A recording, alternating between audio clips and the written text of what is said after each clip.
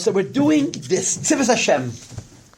The Jewish people leave Egypt and they acquire the status, the denotation, the name Tzivos Hashem. Tzivos Hashem means the army of Hashem, the hosts of Hashem, the support of Hashem, and something to this effect.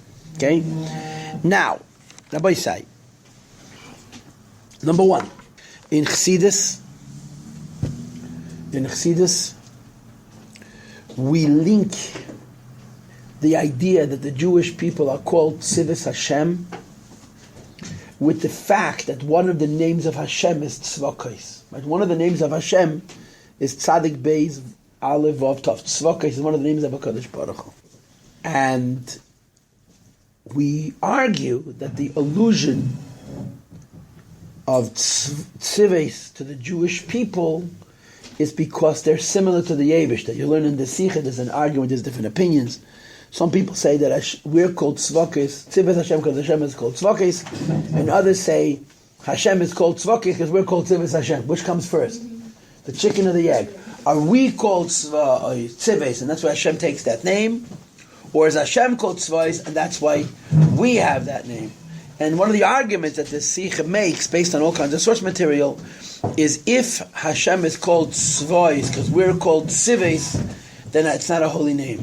But if we're called Tzivos because Hashem is called Tzvokos, then it is a holy name. There's an argument in the Gemara whether Shem Tzvokos is a Shem Kaddish or not.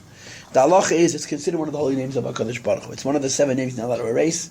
It's Tzvokos. But there's an argument. One opinion says it's not a holy name. The other opinion says it is a holy name.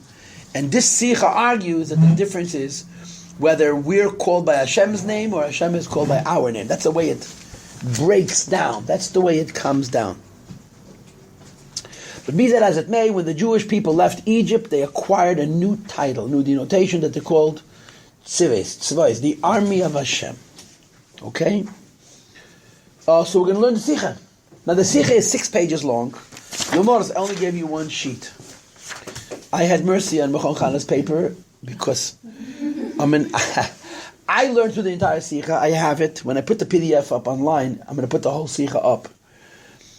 But it's such a difficult and involved Sicha. Basically what it is opinions about an opinion.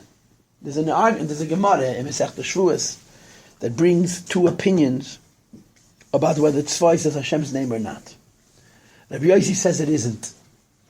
The Chachamim say it is. And the halacha is like the Chachamim, not like Rabbi Yossi. So there's a number of opinions in Rabbi Yossi's opinion. There's a number of opinions in the opinion that holds that Tzvos is not a Shem Kaddish.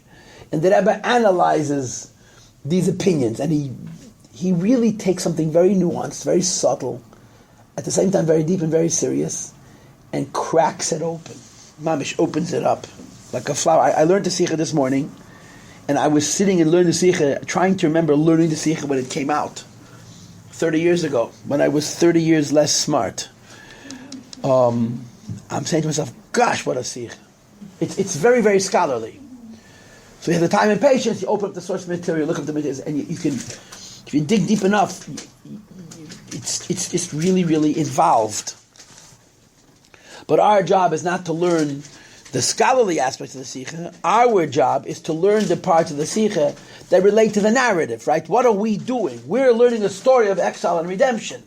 So any nuance, any detail which is connected to exile and redemption, we learn. All of the material that has to do with the philosophy or the mysticism about matters that are connected indirectly to the story are none of our business. So out of a 6-page Sicha, we're going to visit 4 paragraphs. That's it. We're learning very, very little of this Sicha. But as far as we're concerned, it's all we need to learn. So we're not going to waste any time, okay? Look on page 53. And I'm reading inside, okay? And you all know the rules. Kinder, you know the rules. If you'll follow what I underlined, you won't get lost. Here we go.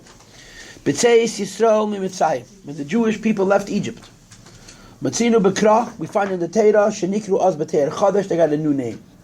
They're called Tzivos. B'tzeis Yisrael mi'Mitzrayim, when the Jewish people left Egypt, Matzinu B'Krah, we find in the Torah, Shenikru Az B'Teir Chodesh, the Jewish people acquired a new title, Tzivos. The army of Hashem. The Jewish people have many, many titles. I had yesterday a cute little story happen to me in my women classes. I teach the ladies. And for many, many, many years, I would come into school every day and teach women. A lot of the women are much older than I, my mother's friends in some cases. And I would say, Rabbi Isai, which is, of course, a masculine term. The feminine of Rabbi Isai is Rabbi Noisai, but that nun somehow, that's one extra syllable. It just doesn't, so I always say Rabbi Isai, and then I'm supposed to say Rabbi Noisai, but I'm saying Rabbi Isai. Anyway, this was the joke. I'll call the women Rebbitzins. Now, since I'm going off on an aside, I'm just going to add that I'm reading this book on Rabbi Reichik. I've been advertising it. I probably told you about it 2 weeks ago. Shadar, right? I told you about it. You have to buy it, you have to read it. But of course, when you read a book like that about this great chassid, you must understand that it's so literally true. It's so literally true. Behind every great man is a great woman. Rabbi Reichik was Rebbetzin Reichik. And who talks about her? They have one chapter on her life called Rebbetzin Reichik. It's a few pages. All the chapters are very short. It's the way the book is designed. They should write a book on her. I mean, you know who she was? She grew up in one of the richest houses in all of Poland. One of the richest houses in the world. Her father was incredibly rich, exceedingly wealthy. And she lived in poverty her whole life and never complained. Moreover, for the most part, her husband was literally MIA, husband missing in action, was never around. He traveled all over America. And it's not like when he was in Los Angeles, he sat around and looked at the walls. He was the first shliach of the Rebbe to California. And he knew so many people individually. There's so many personal relationships. She raised 10 kids all by her lonesome. In LA, where you couldn't get kosher food, so she had to make everything from scratch. She was an incredibly capable lady, very, very independent. I mean, I was in their home. I can't say I knew her, but I remember her. She was an incredibly powerful woman. She was physically strong. She was very mentally tough. And she was a happy lady. People would come to the house, they describe in this chapter, to talk to Rabbi Reichik about their problems. But he was busy talking to somebody else. So while they were waiting, they would sit and chat with her. And then by the time it was their appointment, they would say, our issue solved, and they go home. It's happened all the time. I mean, she was one of those women who didn't need a husband for support. She needed a husband. But, it wasn't like she couldn't manage. She was an incredible, capable woman. And when you realize that when the war started, when the Holocaust started, how old was she? She was probably 10.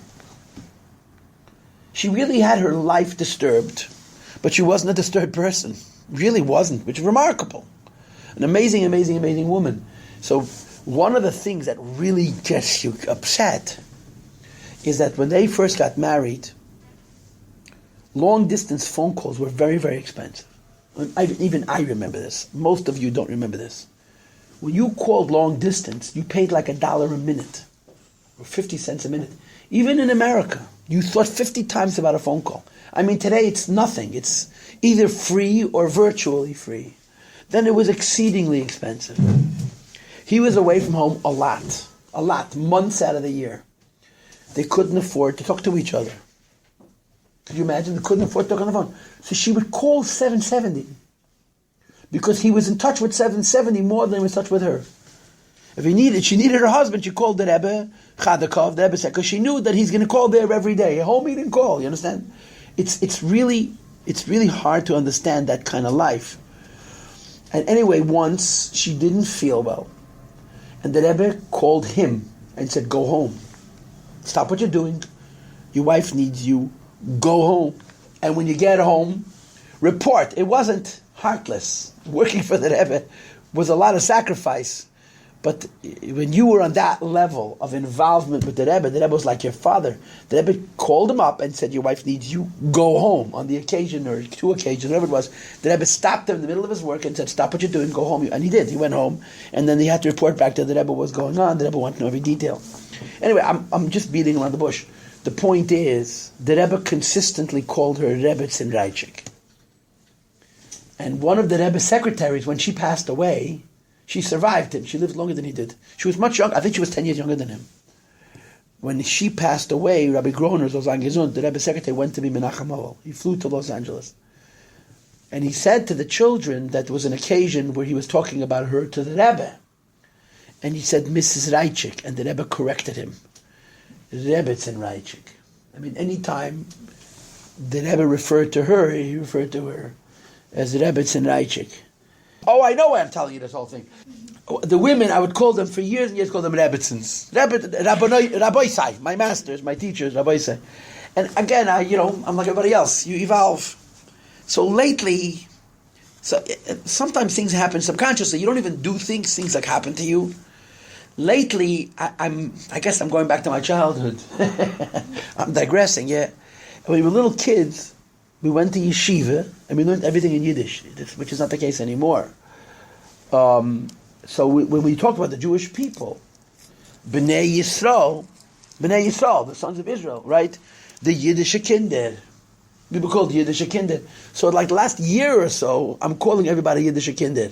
I'll sometimes people get very upset at me. I'll walk into a room full of rabbis and say, Yiddish Kinder. And I say, excuse me, we're not Yiddish Kinder, we're Yiddish adults. I say, listen, God calls the Jewish people in the desert, Bnei Yisrael, Yiddish Kinder, we're all Yiddish Kinder. So a lady said to me just yesterday, when did we go from being Rabbi Sai to Yiddish Kinder? And it's a great question. It just sort of happened. And I don't have any regrets. Yiddish Kinder, that's what we're called. We're called the children of Hashem. And when people squeeze me about it, stop calling me a child, call me an adult. So I'll invoke what we say by the Tkiyas and by the Haggadah. Kinar Yisrael Vayaveyu. In your relationship with God, you want to be a child. You never want to be an adult. Because if you're an adult, you're never good enough. And children, everybody loves. There's a pasuk in Tanakh which says everybody loves children. It's just a funny thing. Everybody loves children. There's an innate, there's inherent, there's an absolute love for little children. We are children. Finished. In our relation with the Eibishter, is an a Yiddish Kinder, is an a kleine Kinder. We're children. And you love a child. So there's a whole Maimach Chassidus that discusses this denotation of Bnei Yisrael as children. Nar, kinderlach, small little children. There was a man named Joshua. You ever heard of Joshua? Yeah, Yeshua ben Nun, yeah? He was 85 years old, and the Torah calls him Nar, a boy. Yitzchak Avinu went to the Akedah, right? Isaac went to the Akedah with his father Abraham. You know how old he was? 37. What does the Torah call him? Nar. A boychik. A yingele. This is not without precision. There's a reason, yeah? Anyway, so there's many, many ways to refer to the Jewish people, and one of them is Yiddish Kinder, the children of Yidden, yeah? But when we left Egypt, we got a new title, in addition to all of those. And that title is Tzivos Hashem, the army of Hashem. This Sichos speaks to this new denotation. Okay, so start from the beginning again. B'terei Yisrael mitzrayim, when the Jewish people left Egypt, Matzinu b'kra, we find in the pasuk, shenikru oz b'ter chadash, they acquired a new title, Tzivos, the army of Hashem. And it says in the pasuk, he brings a bunch of psukim. I underline just one. It was on the midst of this day, and as I told you in my previous class, etzem hayom means midday, right? When the Eibush shone a light and the Jewish people ran away from themselves and the matzah wouldn't become chometz, Yatzu called Tzivos Hashem me'eret Mitzrayim. The entire Tzivos Hashem, the army of Hashem, the hosts of Hashem, walked out of Mitzrayim. They left Egypt. We exited from Mitzrayim. Next paragraph. All of us know at the moment of the exodus from Egypt, Nasu Yisrael legoy v'yam b'fnei atzmai. We became a nation and a people unto our own. It says in the pasuk, Lokachas loy goy mikerev goy. Hashem extracted a nation from within a nation. Right? How do you build a nation? How do you build a nation? How do you build a nation? Obviously, you're not building a nation from nothing. You're building a nation from what came before. Correct? So there's people, and now there's new people. Before the people had one denotation, they had one identity, and now they have a new identity. So logic would dictate to give people who exist a new identity, their old existence has to die. Don't you think? Huh? Yeah. Don't you think? Yeah. If you want to develop a new identity, you must dissociate from your old identity. That's the way it works. You cannot become new unless you dissociate from the old. Now, usually, it's a very, very painful, drawn-out process. In other words, usually nation building happens more than it's done. It doesn't, you don't do it. It happens. Right? A group of people move away. A group of people make a revolution. They become new because they stop being what they were, And then after they stop being what they were, they're sort of like kind of nothing. And then they reconstruct, they rebuild, they reform themselves. And eventually they say, hey, you know what? We reach critical mass. We're a star. We have an identity. We shine. We're a nation. In other words, the old goes away. And then later on, the new forms, almost by osmosis.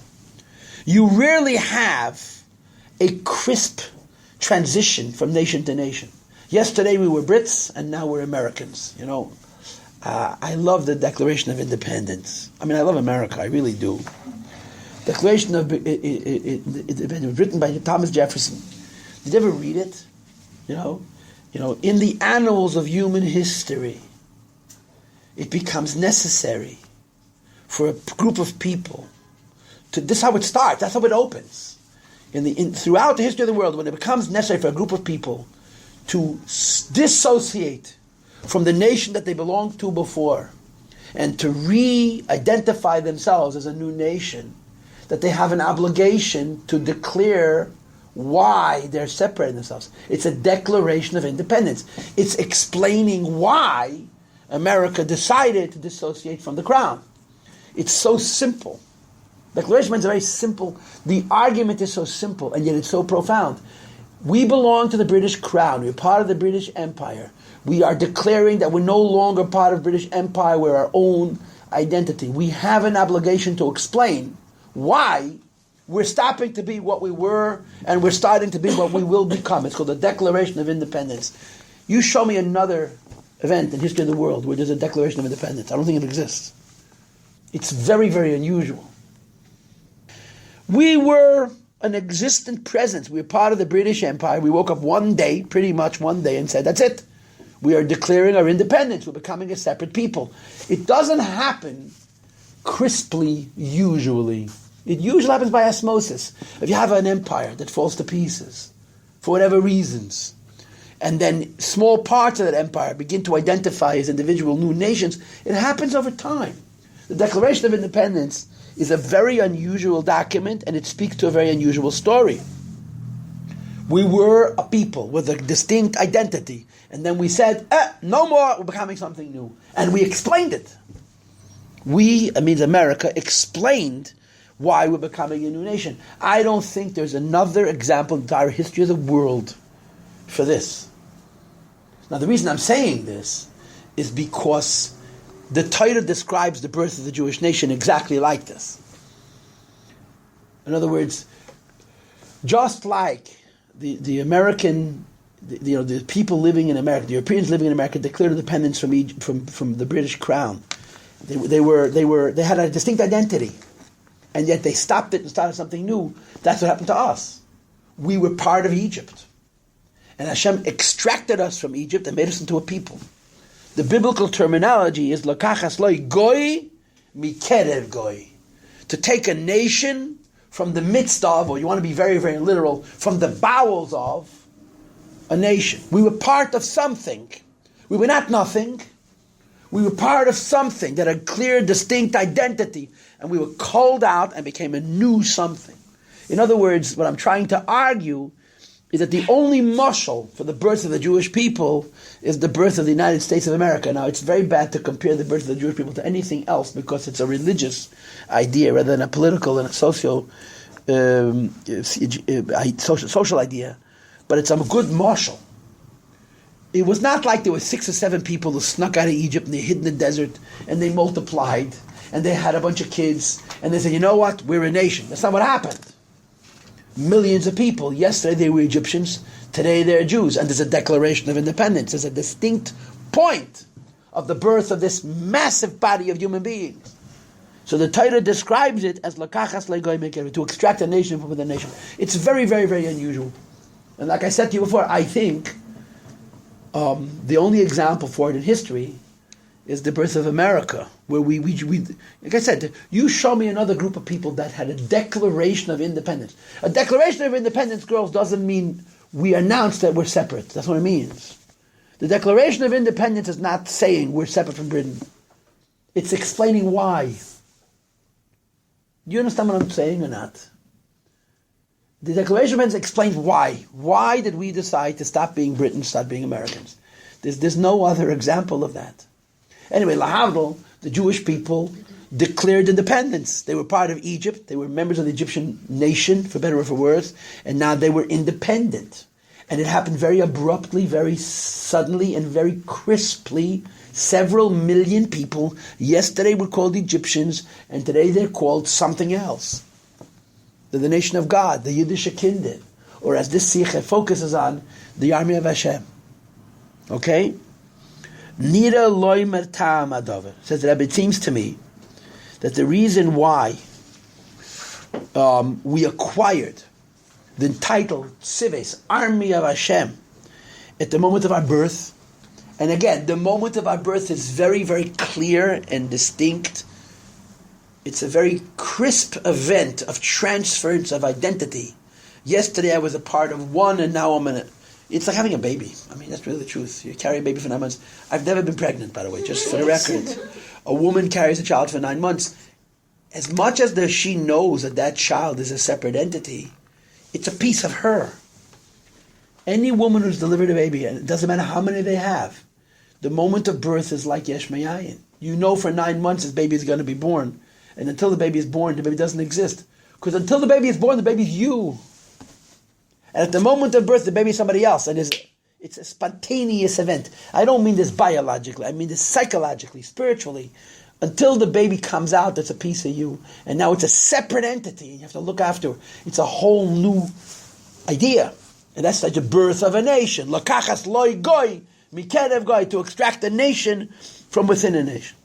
So the Rebbe says, it's my opinion that the reason why at the moment that we were born as a nation, we acquired the title Tzvois, Kishem this name Tzvois, Madgish emphasizes Davar Ikri, something very core and basic, B'mehusa Shalom Yisrael, in the substance of what it means to be a Jew, to be the Jewish people, the Yiddish Kinder.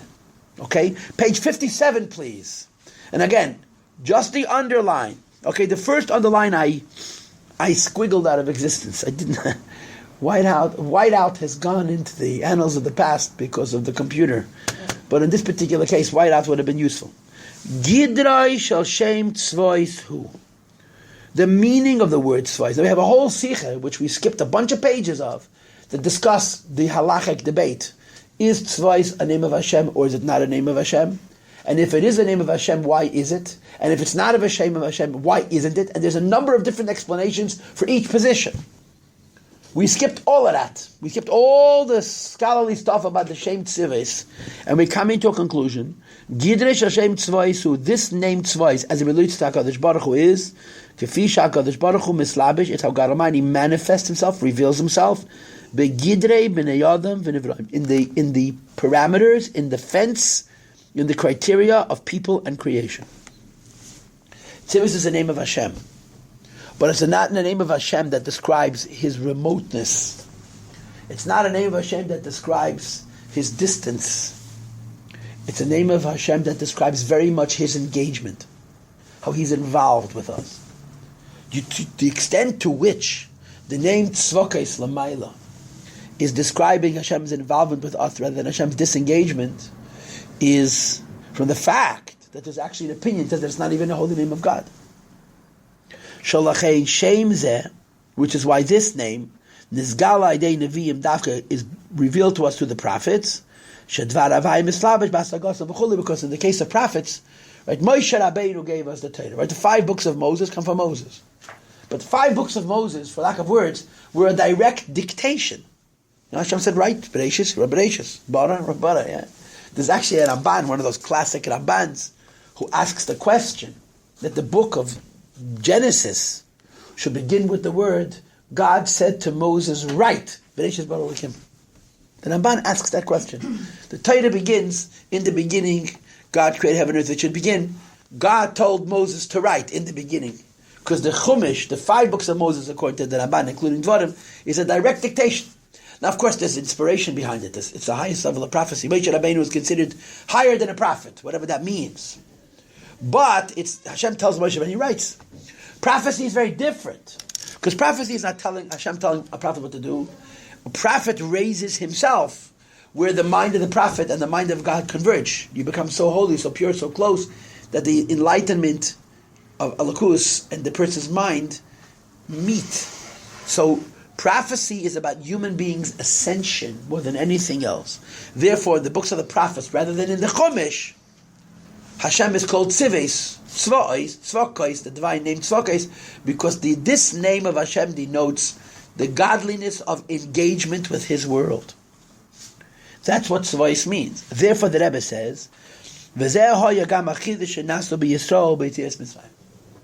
is what happened to the Jewish people when they left Egypt. It's true that before the Exodus, the people of Jacob, the children of Jacob, learned the Torah. These words are quoted directly from the Rambam. In this world there was a people. Hashem, they loved God. Doesn't matter.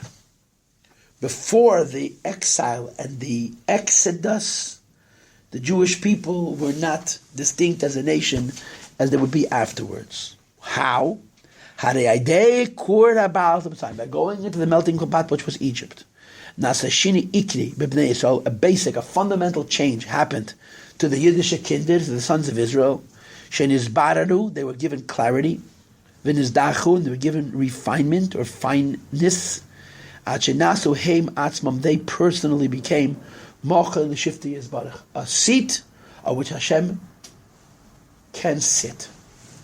So the divine name Tzvokos denotes Hashem's engagement in the world, and the Yiddish name Tzives means the chair which is suited for him to sit on. So they're a hand and a glove, in effect. They're a horse and a rider. Hashem is called Tzvokos to denote His involvement with the world. The Jewish people are called Tzives to denote that they're the place where Hashem can converge, where Hashem can meet His world. So the Rebbe says, when did this happen to us? There was a lot of holiness before. But when were we put into a position where we could become a seat on which the Eibush Shechina should rest? When we were born as a nation at the time of the Exodus. That's why we acquired the denotation Tzivis Hashem. And we became Tzivis Hashem, Hashem became Tzvokos to rest and to sit upon us. In other words, girls, you all know this. You really do all know this. That the Chassidus behind Yiddishkeit and behind the story of creation, the story of the Exodus, is that Hashem being high and removed is not a big deal. The world being low and disengaged is not a big deal either. That's the basic condition of things. The miracle is that Hashem should come down and we should go up. The language of the Rebbe Sichos over and over again is the breaking of the divide, the breaking of the decree between heaven and earth, where earth is able to raise itself up to heaven and heaven is able to come down to earth. So Hashem has many names, but most of the names of Hashem denote distance, how far away from us He is.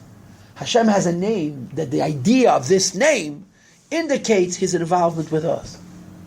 And we parallel that with a name of our own, which denotes our qualification to receive Him. That's what it's about. Like Chassidus says before Matan Torah, these incredibly great souls, but they had nothing to do with the world. After Matan Torah, you don't have such great souls, but it is about the world. We're not Jewish because we have a relationship with God. We're Jewish because we have a relationship with God in our life, in our possessions, in the world. Right? We call it Dira B'Tachteinim, a home in the lowest realm. It's a meeting between God and man on a worldly level. In that meeting, He has a new title, Tzvokos, and we have a new title, Tzivis Hashem. Our being Tzivis Hashem means we're the seat for Hashem's engagement with the world to be able to manifest. So we left Egypt, in addition to all the other wonderful things that happened, right? Yiddish Kinder and all the rest, we became Tzivis Hashem, the arm of Hashem, the seat on which Hashem can rest and sit. Okay? That's the entire Sicha. Now the Sicha is very, very, very involved. But we read 4 paragraphs of it. Why? Because I'm not in the business of teaching you Sichas per se. I'm in the business of teaching you Sichas as it relates to the Exodus. This is the only thing that's relevant to us. Now, I want to say something else. In the Maimorei Chasidus, okay? In the Maimorei Chasidus that talk about Tzivis Hashem, they add something interesting, which is different than what's written here.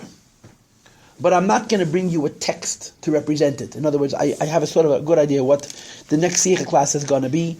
So this is it. So I want to use the next few minutes to tell you that idea, okay?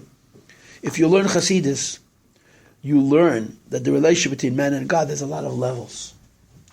There's a relationship where like a student, or a relationship where like a scholar, a sophisticated servant of, like a minister who supports his king by holding an office that helps him execute one area of governance.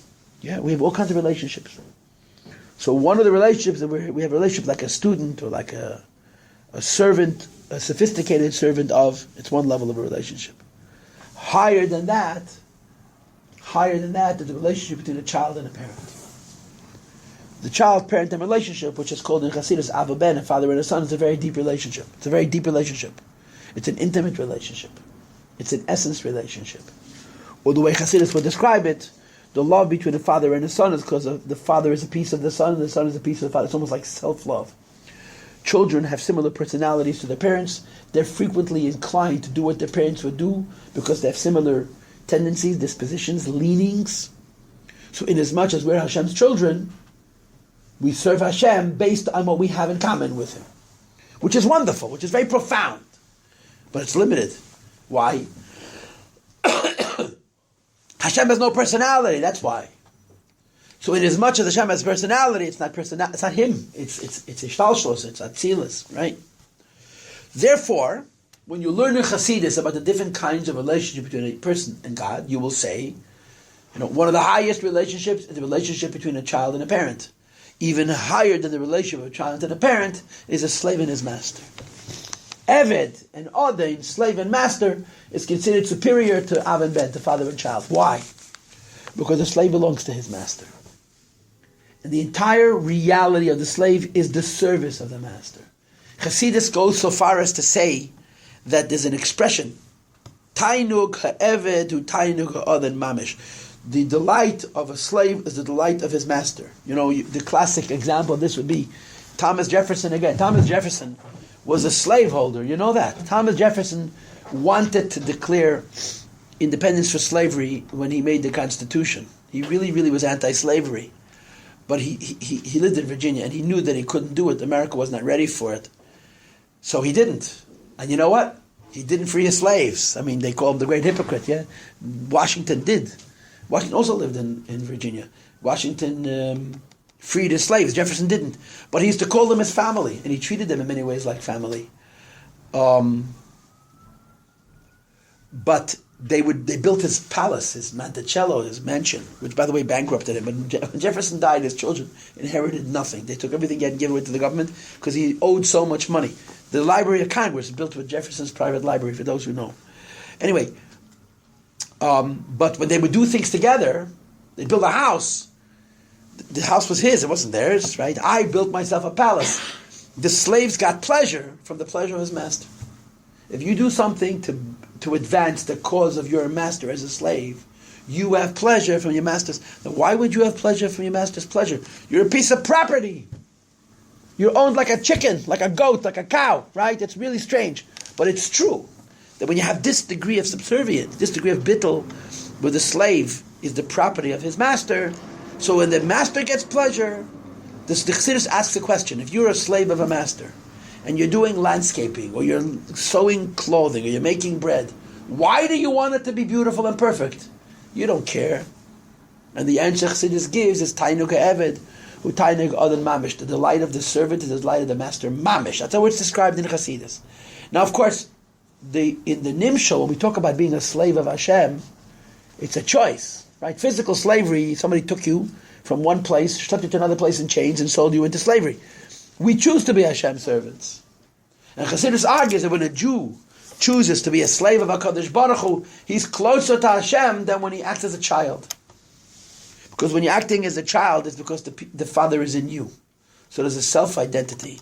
When you act as a slave, you belong to your master. When you choose to be a slave of Hashem, you belong to Him. Your pleasure is His pleasure. So the argument of Chassidus is that being a slave of Hashem is closer to Hashem than being a child of Hashem. Being a child of Hashem means I understand God completely. Being a slave of Hashem means my whole mitzvah is to serve Him. Okay? So then comes the question. Can there be a deeper relationship than that? If parent and child is a very deep relationship, and slave and master, vis-a-vis God, even a deeper relationship, can there be a deeper relationship than that? And the answer is yes. And the answer is a soldier. Why? Because not only does the soldier serve as master, not only is the whole reality of the soldier, I mean, if you know anything about discipline in war, and working together as a unit, as an army, soldiers work like as if they're one body. A whole bunch of people work as if they're one body. And the individual component doesn't matter. It's the success of the army, of the unit. Otherwise, the army is a failure. The soldier's relationship to his master has one component that does not exist in the slave's relationship to his master. You know what that is? A readiness to die.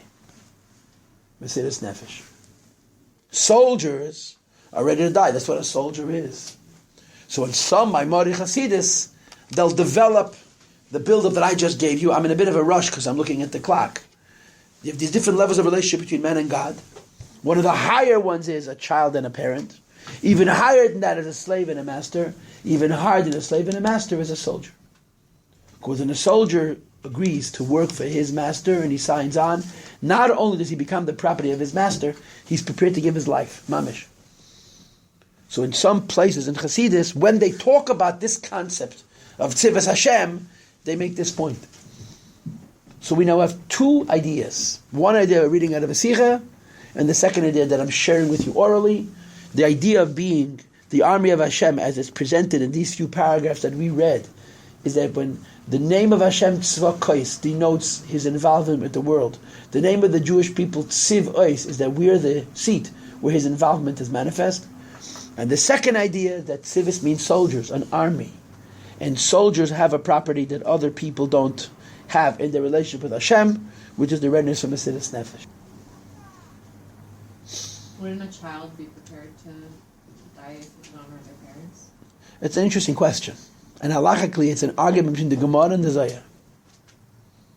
The Gemara says that the love of a parent to a child is greater than the love of a child to a parent. In fact, the halacha is that a parent could suspect that his child would hurt him, and a child would never suspect that his parent would hurt him. That's the law. In other words, we always assume that the love of parent to child is greater than the love of child to parent. But the Zohar actually describes a son who loves his father more than he loves himself. So now you go figure it out. Okay, well, I see you in a week. IYH.